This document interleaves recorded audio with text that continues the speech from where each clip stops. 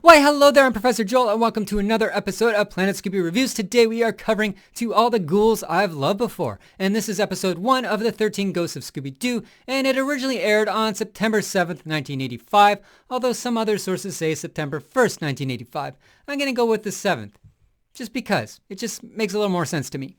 Anyway, in this episode, we learn how Scooby and Shaggy are tricked into opening the chest of ghouls, the chest of demons, and releasing the 13 ghosts of Scooby-Doo.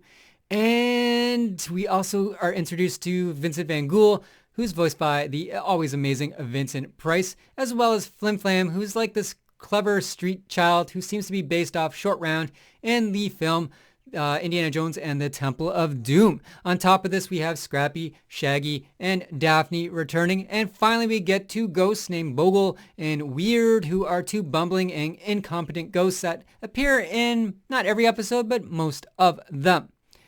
I love the concept of this series as it features the gang trying to capture a new ghost every week. Sort of has like that real Ghostbusters vibe, because in those episodes they'd catch a new ghost every week, and they're kind of doing the same thing in this. And it made for some fun and spooky television. Granted, I'd rather have Freddy and Velma in it, and we could ditch some of the other characters. Not Vincent Van Ghoul, of course, but maybe Weerd or Bogle or maybe Flim-Flam. I don't know. But at the time of its release, it was a great improvement for me, at least, over the 7-minute Scrappy shorts that they were showing. Anyway, enough of my jibber jabber. Let's get on with the review.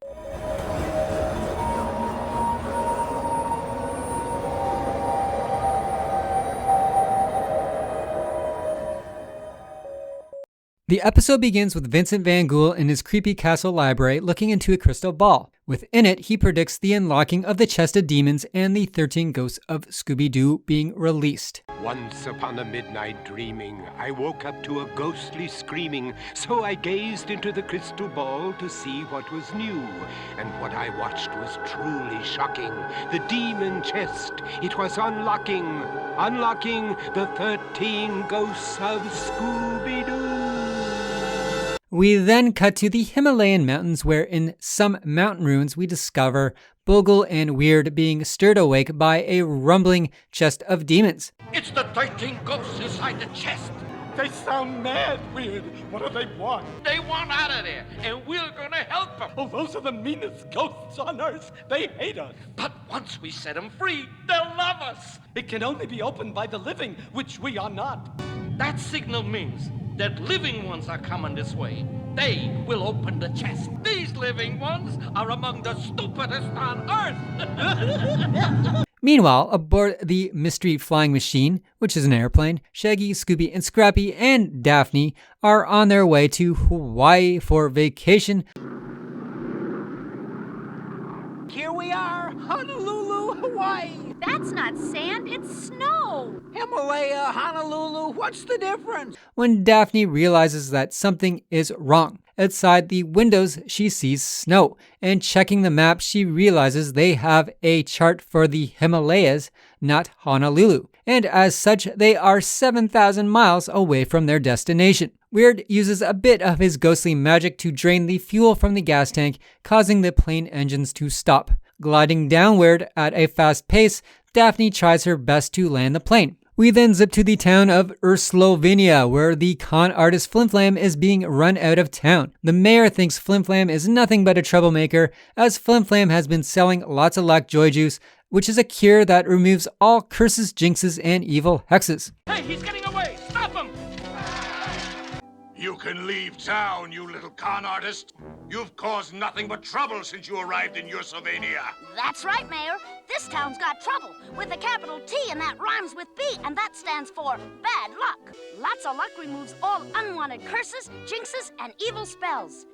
It's also a great rocket fuel and a darn good dandruff remover. It must have some luck, as the gang's plane swoops down over the village, causing enough of a distraction for Flim-Flam to escape and leap onto the airplane. The airplane lands just a few kilometers past the town near the Himalayan temple ruins. There, the gang are arrested for landing in a no-crashing zone, as well as aiding and abetting a juvenile criminal who is Flim-Flam. The gang are then headed off to court for their trial, where Bogel and Weerd drag the airplane into the temple so the gang cannot leave. The gang are brought before a judge named Judge Burgermeister, whose name makes Scooby and Shaggy salivate. The angry judge demands they leave town by sundown, and Daphne exclaims she'll fix the plane and they'll be gone lickety-split. Back at where they landed the plane, they find the plane missing, so following the tracks, they try to enter the temple where it has been dragged. Unfortunately, the temple is locked as Bogle had locked it out of habit.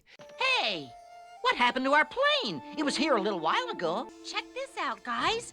It looks like the plane was dragged inside that temple. Oh, great. This place is totally locked up. Weerd is angered by this, but fortunately, Flim-Flam knows a local who can unlock it. Flim-Flam takes the gang to a local tavern where they meet Vincent Van Ghoul. There, Vincent gazes into his crystal ball and explains that their plane is inside the temple, but they must not enter as the chest of demons is also within. Vincent Van Ghoul also informs them that the 13 ghosts are so angry for being locked up that they have put a curse on the local townspeople. The curse is that they turn into werewolves at night. As it will soon be evening, Vincent urges them to leave. And now it's my great pleasure to present the mystic wonder of the universe. The one, the only, Vincent Van Ghoul. What do you want? Can't you see I'm in the middle of supper? Gather round. The great Vincent knows all. We're trying to find our airplane, Mr. Van Ghoul. Yes, I see your plane inside the temple. But you must not enter. Each night when the moon rises, the townsfolk turn into werewolves. They know. Too bad. The moon will be rising soon. You must depart immediately. The mayor, who has overheard the conversation, insists they must stay because now the gang know everyone in that town are werewolves. There, the gang witness a stage performance by a lounge singer named Ghouls singing To All the Ghouls I've Loved Before. For those of you not in the know, To All the Ghouls I Loved Before is a play on the song To All the Girls I Loved Before, which was performed by Julio Iglesias and Willie Nelson. To all the girls we've loved before. As Ghouls croons, a full moon appears through the window, and the singer, along with the rest of the town wolves, are turned into werewolves. Shaggy goes towards Daphne so they can escape. However, she also falls victim to the curse and is transformed into a werewolf. It turns out that her drink that she was drinking in the bar or pub or tavern was called Wolfsbane, and it is what caused the transformation. Please welcome that singing sensation of the ages, Ghouls! To all the ghouls I've loved before, who travel in and out my door, I'm glad they came along. I dedicate this song to all the ghouls I've loved before. What is this stuff? Freshly squeezed wolfbane. That's the stuff that turns people into werewolves. Oh, come off it, Scrappy. There's no truth to that werewolf story.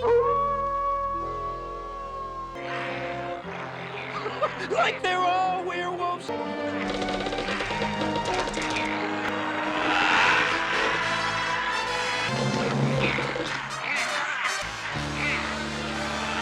Shaggy and Scooby are chased outside by the werewolves, including Daphne, but thanks to the quick thinking of Flim-Flam and Scrappy-Doo, they take cover in a sewer through an open manhole cover. Unfortunately, the werewolf Daphne follows them in and corners them. Splashing Daphne with his lots of luck joy juice, Flim-Flam reverses the curse and Daphne is returned to her human form. The gang make it out of the sewers through a hole that has been chiseled out by Bogel and Weerd, and hearing the werewolves behind them, they barricade the hole up, but the werewolves make their way through. Scooby and Shaggy naturally bolt off in the opposite direction while Daphne, Scrappy, and Flim-Flam stand their ground. Flim-Flam then douses everyone with his lucky juice and converts them back to humans. Meanwhile, Scooby and Shaggy are elsewhere in the temple. There they are tricked by Bogel and Weerd to believe that they are on their favorite game show called Let's Make 'Em Squeal.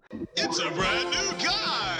Yeah, it's a Ghoul DeVille convertible, and tonight it could be yours on Let's Make 'Em Squeal! Like our favorite show, Scoob. Hiya, boys. Ready to do some squealing? which is a play on Let's Make a Deal. During this charade, they are presented with the chest of demons as a prize by Weerd pretending to be Haunty Maul, a take on Monty Hall, not Darth Maul, and excited to see what is inside, our not-so-bright duo open it and unleash the 13 ghosts upon the world. Can't make up your minds? Then how about trading for what's in the box? And let me just say this.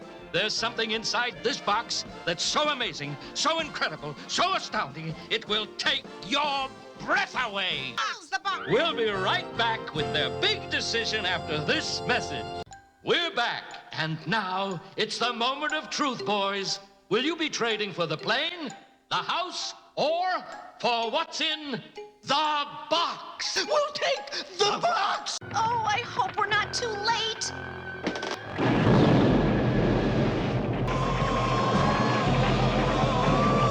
13 ghosts in a wide variety of shapes and powers, and they're all yours!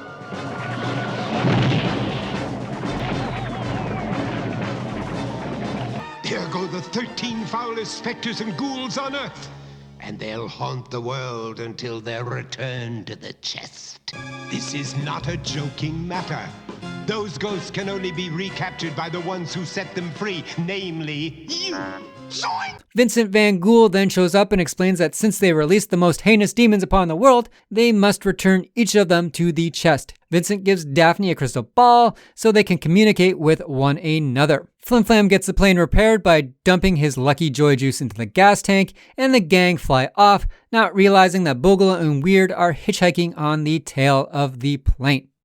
I give this episode a 7.5 out of 10. I like this episode a lot, but it's mostly just set up for the rest of the series, so there's like a lot of exposition and introductions, and it's cool. I like it. It feels very movie-like. Like, this feels more than a 22-minute episode. It feels like a lot more happened, which I think is pretty epic. And like I said, a lot does happen, and we just don't get to meet our first ghost, but we meet that cool town of werewolves. That was awesome. There's that scene where Shaggy turns around and like Daphne's a werewolf. That was freaky, really creepy. I think a little creepy for its time too. You didn't see that in classic Scooby-Doo. You also, when Shaggy like turns Daphne back, she gives him a hug. You don't see like that much affection between the people characters in Scooby-Doo. So that was interesting to see too. What else? I liked the singer, although he was corny. Gulio, he was cheesy. I liked him a lot, and I find myself walking around my house a lot, singing to all the ghouls I've loved before. So I liked him. Flim-Flam, I didn't find him as annoying as Bogel and Weerd. I found those two ghosts more annoying. They aren't my thing. Flim-Flam was, I could tolerate him, but when they cut to Bogel and Weerd, I was like, ugh, just give me some Scooby-Doo. I just want some Scooby-Doo. Anyway, what elevates this completely up high, makes it super cool, of course, is the addition of Vincent Price. The guy is a class act. He's amazing, and he does not phone it in here. He gives it 100%, and he always gave it 100%, but yeah, it's just awesome every time he is on screen. So this episode, I guess 7.5, not amazing, like compared to like classic Scooby-Doo, but really good. Gets me excited, and I think that's the goal of this, is to get us excited. Also, it felt very, film-like, like movie-like, like awesomeness. Not just like a TV show. It just seemed broader and bigger than what it is. So I'm excited for the next few 12 episodes that remain. And next week, I will be covering Scooby-Cadabra. So until then, stay spooky.